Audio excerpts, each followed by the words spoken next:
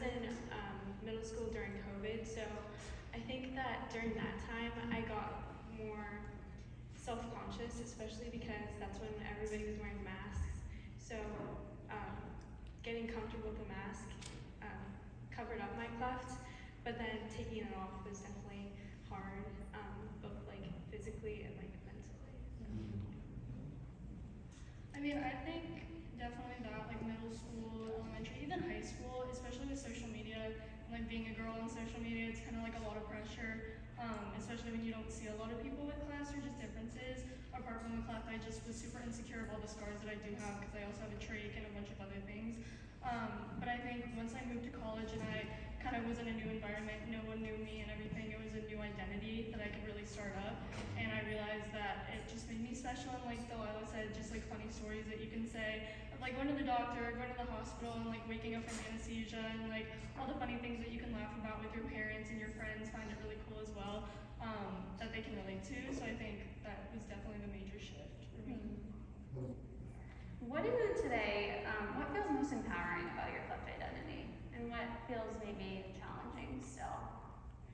You guys were talking about, being involved in SMAIL trained student programming and how you feel like that's really helped in your relationship with your Cleft and how you show up with your Cleft identity.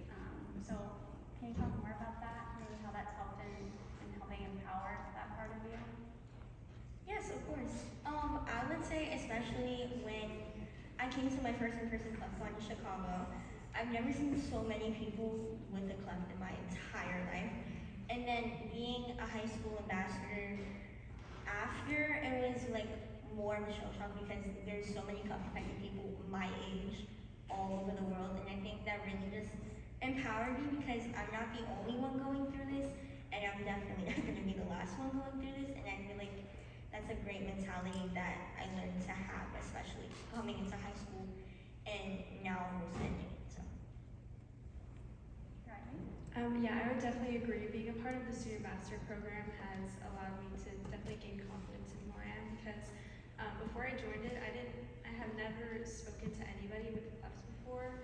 So just finding that aspect of my identity that has a community like beside me and behind me was really cool. I actually spoke at Virtual Cleft Con last year, and even just the rehearsals of practicing with these other young people that had similar journeys was really a great experience. Yeah, I think I also went to Virtual Cleft Con. That was my first ever Cleft Con that I attended, and this is my first ever in person. So like Lila said, this is probably the most Cleft people I've ever been around, which is really cool. But I started a club at LSU, and it's kind of been really cool to meet people that even go to my school with clefts and cleft palates that I never would have met otherwise. And it's been really interesting and lovely to hear their stories as well. Coming in, they were, super insecure just like I was, didn't really want to talk about it, and now being like a full year into the club, they're on camera all the time talking about it, promoting the club and talking about how confident they are and how lovely it is to see everybody not even cleft affected that are willing to support and like come around. So, yeah.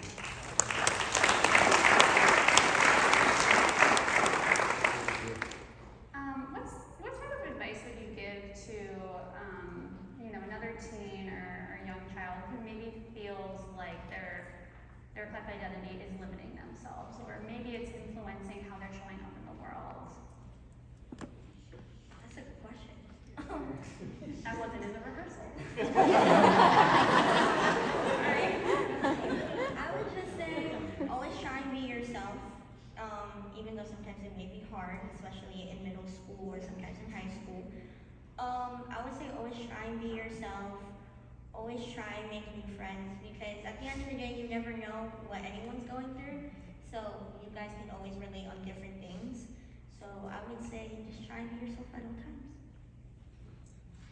Yeah, I would definitely agree. Everybody is going through their own things. I feel like for me, growing up with clefts, a lot of the doubt I experienced was assumption that other people were making assumptions about me. So just recognizing that it is a lot of self-judgment, and everybody's on their own pathways and has their own challenges. But finding people that overlap with your own pathways and can relate to your experiences is really good. Yeah, I definitely agree with what what Delilah and Riley said, you just have to find your own community. And what I've kind of learned is that you're never going to regret, or you are going to regret feeling insecure and kind of not achieving things, but you're never going to regret getting out of your comfort zone and just doing it anyways. And you're going to regret missing those opportunities if you were. And that's kind of where I was at in high school. I wouldn't go to places, I wouldn't attend things, I wouldn't speak just because I was so insecure. I remember for my senior pictures, I told the camera or photographer I didn't want any pictures from my left side because I just was so insecure about my smile. And I really regret that because in the big picture that is so small and that's such a small aspect of you. And you should never have to hide who you are and what, helps make you you. At the same time, even coming into college, like I said, just achieving new things. I joined a sorority I never thought I would, and it's LSU, so it's a very big deal, I guess. And I was super insecure about how everyone would perceive me, but going in, I just found so much love, and no one really judged me for it, and it's been such a special moment. Going off of that, things that you may regret, and I know we all learn from life lessons, right? Hindsight is 20/20. But is there anything that you wish you did differently, knowing what you know now and being in the place that you're at now? I know it takes a lot of internal work, of course, right? But to get to where you are now. But speaking on that, Kaitlyn, I guess the public speaking, or maybe just other instances and moments in your life you can remember. What would Kaitlyn wish she had done? Honestly, like I said, just be more out there. I still am pretty shy, I guess. I don't really go up and talk to people. That's not really my thing. But not letting that limit me, because I could have met so many new people. I could have started this journey so much earlier, and I could have met so many cleft affected and non-cleft affected people that care. Just in general, so I think that's one of my biggest regrets growing up. And I'm still young, so I'm glad that I'm doing it now instead of 10 years from now. But even just with advocacy, because I know the last panel was about advocacy, starting out early. You don't want to think about it, I'll start tomorrow, I'll start in a year, I'll start in 2 years, because then you're just pushing it off, and whatever you can think of now, you can probably achieve, and the sooner you start, the earlier it's going to be and the better it's going to be for you. So I think that's definitely my biggest advice, is start young. Thank you for that. Riley, you were talking about how, sometimes people can make assumptions based on appearance. We all know that that's unfortunately true. Have you ever experienced people making assumptions about your cleft, or feeling like someone noticed your cleft and maybe didn't take the time to get to know you beyond that? Have you ever had that experience?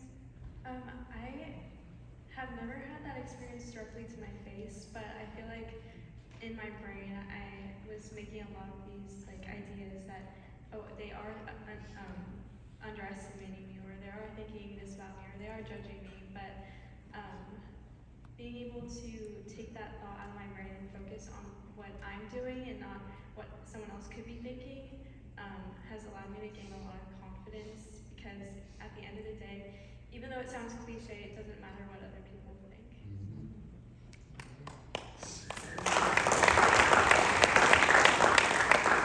Lila or Kaitlyn, have you ever had moments like that in your life?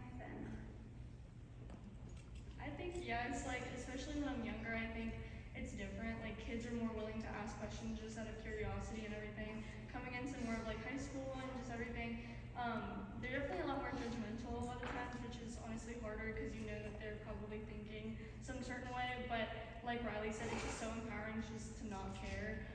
Because at the end of the day, they're not going to do anything except for hinder you and hinder what you want to do. And why would you ever let anyone else tell you that you can't do something? So just feeling more empowering in myself, I guess that's the main thing. And since our cleft is, an important part of our identity, and speaking on, others and building relationships, I guess, can you share, when does your, cleft or cleft story come into play when you're building new friendships or relationships and things like that? Does it depend on the person? I guess, how does that play into your relationship building? Another question that wasn't in rehearsal. Curveball. I think it really depends on the person. Sometimes people are willing to come up and ask questions about it, and honestly, I really appreciate that, because I would rather you ask questions. I think it's really important to be in a respectful way, but that's a big way that I'm able to talk about my cleft and everything like that. Being, I guess, in the medical field or going into the medical field, I think it's easier to talk about my cleft with people because they actually know kind of the medical background and they know more of the background about it. Day-to-day life, I feel like it's definitely interesting. It wouldn't be something that I would bring up immediately, but I would kind of bring up funny stories about my past and be like, oh, I remember this, and then kind of bonding and laughing about it, and they would ask more questions. But it really depends on the person, I would say. Yeah. Riley, over to Lila. Okay. Yeah, I think something that's important to me is approaching questions with curiosity and not judgment. Like, not what happened to your face, but like getting to know me and my story and not just like judging. I completely agree. I like to say that there's always a way to ask a question.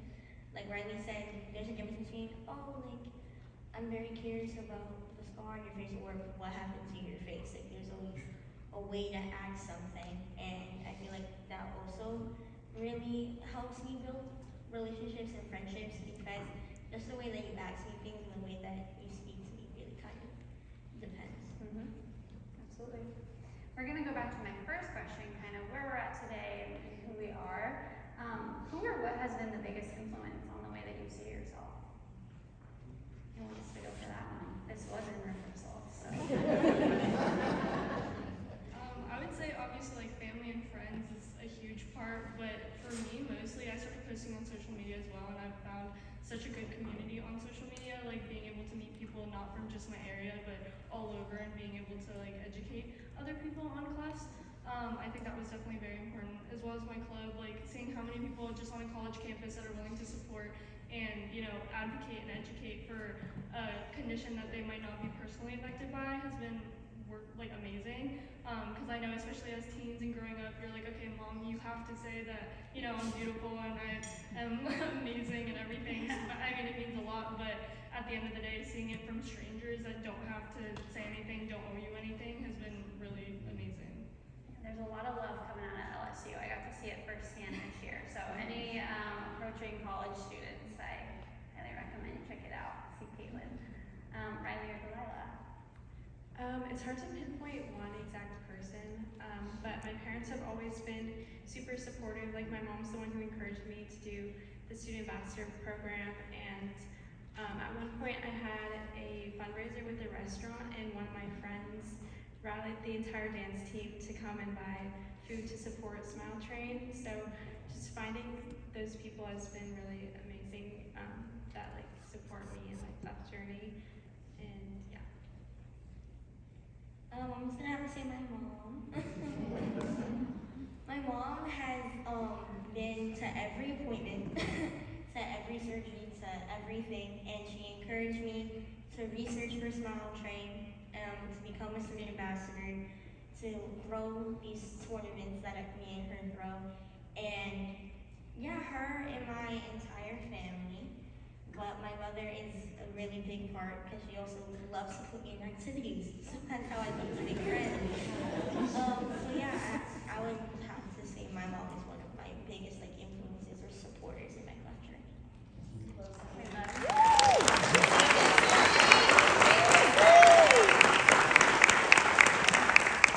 I know we have to move on to Q&A, but I want to round out this session. I feel like it's necessary. We talked about, you know, the part of us that is our Cleft a lot, but I want to hear from you. How would you want someone to describe you?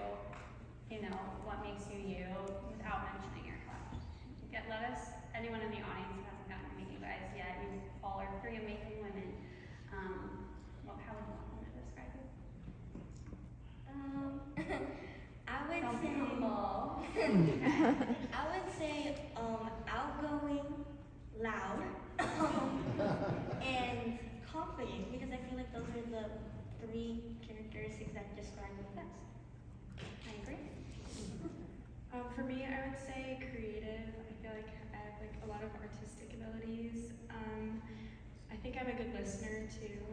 I think that's something my Cleft has given me a lot of skill in, because I've never wanted to be judged by the way I look. So I've taken a lot of time to really listen to people, and I think probably empathy. I think I definitely agree. For me, compassion, I think, is a big one. Just being able to sit and understand what other people are going through and being kind of like an open shoulder, you know, for people to just talk about and talk to. I would also say driven, just, both in academically and just everything. I have a lot of goals and I have a lot of big things that I want to achieve, and I'm not someone that lets anything kind of get in my way. So I think that's a big one, and just kindness overall. Like, I just try to be kind to everyone and anyone, because that's what gets you places. Absolutely. All right, thank you, ladies. Do we have any questions from the audience? I do. Lucy.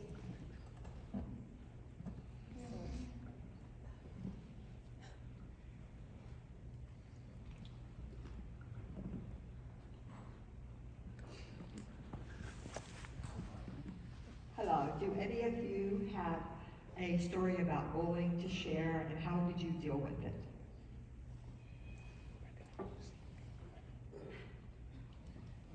I wouldn't say like bullying per se. There's been instances of like Riley and they mentioned where people would be like, hey, what happened to your face? Or, your face kind of looks weird, or your lips kind of look weird. And it's just like, I've gotten better about it getting older. When you're younger, you kind of let that shape you and you're like, oh, like maybe they're right. If all these people are saying these things about me, it must be true. But you kind of just get to the point where you're like, I know who I am, I'm confident in myself. I'm more than just my outer body and my face. I want to be liked for who I am rather than what I look like. And I think that's a big thing for just anyone, cleft or non-cleft, is you really have to be confident in yourself, because if you're not, how can you expect other people to, back you up and everything? And at the end of the day, you're the biggest person that you have. So be kind and just kind of, I guess, be confident. Anyone else? I see Lisa.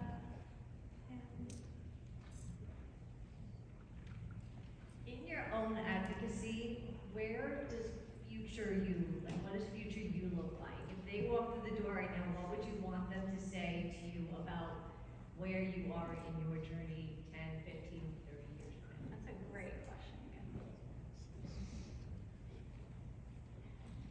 I'll go. I would hope I'm still a small training, in all honesty.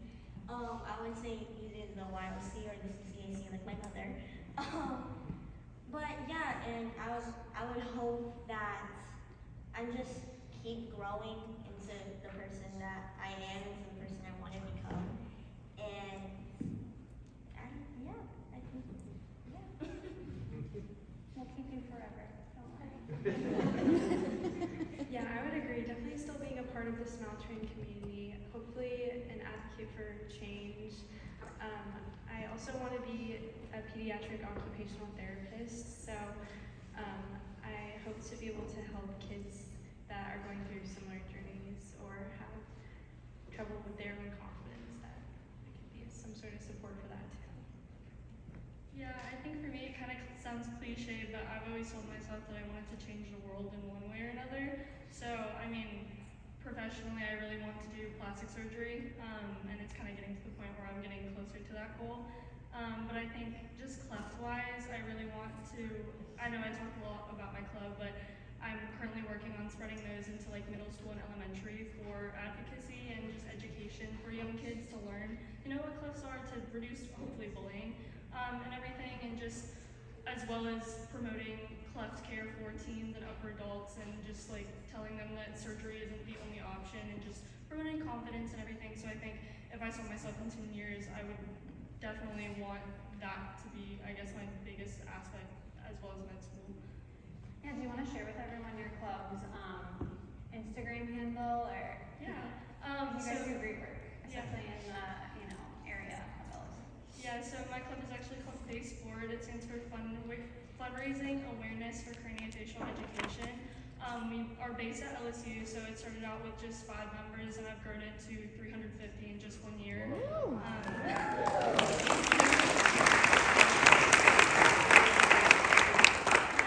along with that, we partner with surgeons. I have 2 surgeons that I currently work with at the Lady of the Lake Hospital, which is the main hospital. One of them actually does pro bono cleft repair in third world countries currently right now, which has been really amazing. I have dentists and speech therapies that come in and talk, and then with cleft and non-cleft people, it's been really nice gathering a community. I have, I think, 3 people on my exec board that are both cleft palate and cleft lip, which has been really amazing. We hosted this big run, and we raised over $1,000 for the local Cleft support at the hospital and everything. And like I was telling Chef earlier, I want to expand into like the local elementary schools and hopefully make it like almost like a nationwide club, because I think it's definitely something that a lot of people could impact from. So on Instagram it would just be Face Forward LSU, and then on TikTok as well. Any final questions for panelists?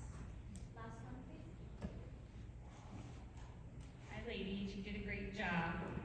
I am a mom of a cleft-affected teen sitting behind me, and I constantly tell him that I want you to be proud and talk about your cleft, but I also tell him all the time, it's okay not to talk about it. It's okay if somebody asks you a question, maybe you have an upcoming surgery, you're stressing over it, you don't want to talk about it.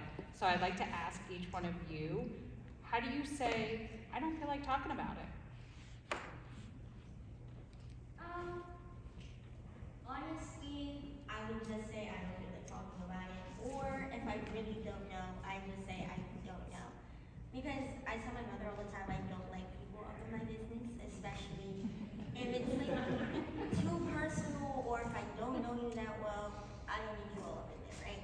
So, I really like to say, honestly, I don't know, or I don't really feel like talking right now, because at the end of the day, it's my journey, and it's my right to share it with who I want to share it with.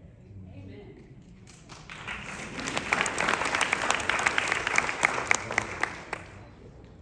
Yeah, I definitely agree. Just being straightforward about it.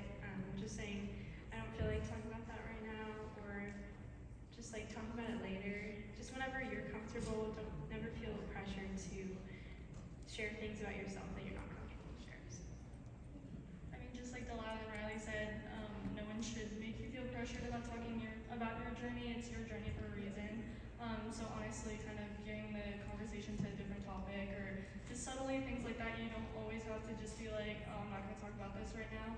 But at the end of the day, if that's what you want to do, you have all the rights to do that, because, like I said, it's your journey.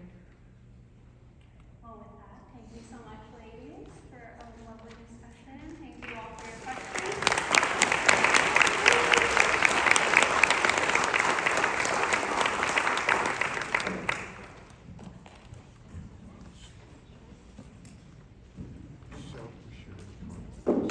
Can we get another round of applause?